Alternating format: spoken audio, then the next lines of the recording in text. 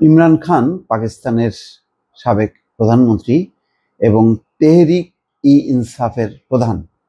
তিনি সরকার পতনের লক্ষ্যে চূড়ান্ত ডাক দিয়েছে। এরপরেই পাকিস্তান জুড়ে একটি ভয়াবহ পরিস্থিতি তৈরি হয়েছে, বলা যায় যে জনবিক্ষোভ তৈরি হয়েছে এবং হাজার হাজার মানুষ ছুটে যাচ্ছেন ইসলামাবাদের দিকে। এই প্রেক্ষিতে সেখানে ইন্টারনেট পরিষেবা বন্ধ করে দিয়েছে এবং এক ধরনের ইসলামাবাদ রক্ষা করার জন্য সমস্ত আয়োজন তারা করেছে। 2 মাসের জন্য ইসলামাবাদে 144 ধারা জারি করেছে। এই ক্ষেত্রে হাইকোর্ট আবার বলেছে ইসলামাবাদকে রক্ষা করার জন্য। তখন সরকার, পুলিশ এবং অন্যান্য আইন শৃঙ্খলা বাহিনী দিয়ে সর্বাত্মকভাবে চেষ্টা করছে এবং ইতিমধ্যে যখন নাকি রওনা হয়েছে ইসলামাবাদের দিকে, তখন পাকিস্তানের বিভিন্ন প্রান্তে পুলিশের সাথে সংঘাত হয়েছে, গোলাগুলি হয়েছে এবং পিটিআইয়ের অনেক নেতাকর্মীকে পুলিশ আটকও করেছে। বলা যায় যে পুরো পাকিস্তান জুড়ে একটি থমথমে অবস্থা।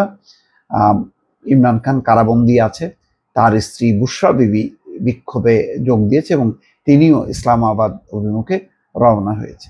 কি হবে পরিস্থিতি বোঝা যাচ্ছে না, তবে একটি থমথমে বা বলা যায় যে ব্যাপক গণবিক্ষোভ, তার একটি সূচনা শুরু হয়েছে পাকিস্তানে।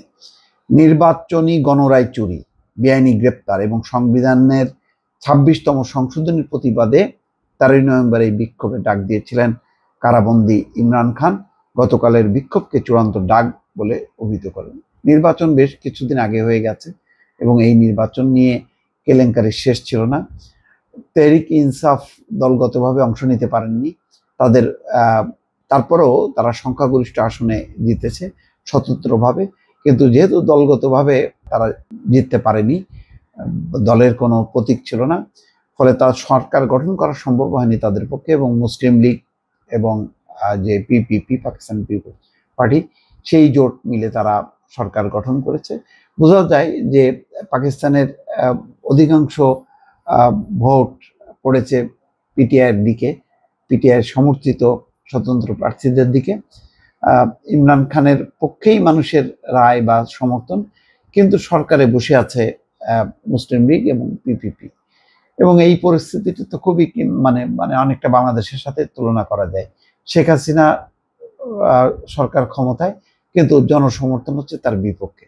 ঠিক একই পরিস্থিতি যে ওই শাহবাজ শরীফ, নওয়াজ শরীফের ভাই শাহবাজ শরীফ, তিনি প্রধানমন্ত্রী, বিলওয়াল ভুট্টা, পিপিপি, তারা মিলে যে জোট সরকার ক্ষমতায় আছে, কিন্তু সমর্থন নেই। এই অবস্থায় অন্যদিকে পিটিআইকে ঠেকানোর জন্য একটার পর একটা মামলা দিয়ে ইমরান খানকে কারাবন্দী করা হয়েছে। কারাবন্দী করা হলেও ইমরান খানের জনপ্রিয়তা কমেনি এবং মানুষ বুঝতে পারছে যে নানা রকম ছল চাতুরি করে ইমরান খানের কারাজীবন প্রলম্বিত করা হচ্ছে। মুক্ত ইমরান খানকে মোকাবেলা করার সাহস নেই। ঠিক বাংলাদেশে যেমন মুক্ত খালেদা জিয়াকে শেখ হাসিনা ভয় পেত, ঠিক একইভাবে মুক্ত ইমরান খানের ব্যাপারে সাংঘাতিক রকম সন্ত্রস্ত হচ্ছে শাহবাজ শরীফের সরকার। এই অবস্থায় যখন ইমরান খান দাবি আদায়ের জন্য চূড়ান্তভাবে ডাক দিয়েছে, তখন ইসলামাবাদ অভিমুখে যে সমাবেশ বিক্ষোভ, সেটি বন্ধ করার জন্য এখন প্রাণপণ চেষ্টা চলছে। শেষ পর্যন্ত কি হবে বলা যায় না। পুরো পাকিস্তান জুড়ে একটি থমথমে, আন্তর্জাতিক বিশ্ব এখন তার নজর রয়েছে পাকিস্তানের দিকে। দর্শক ভালো থাকবেন, আল্লাহ হাফিজ।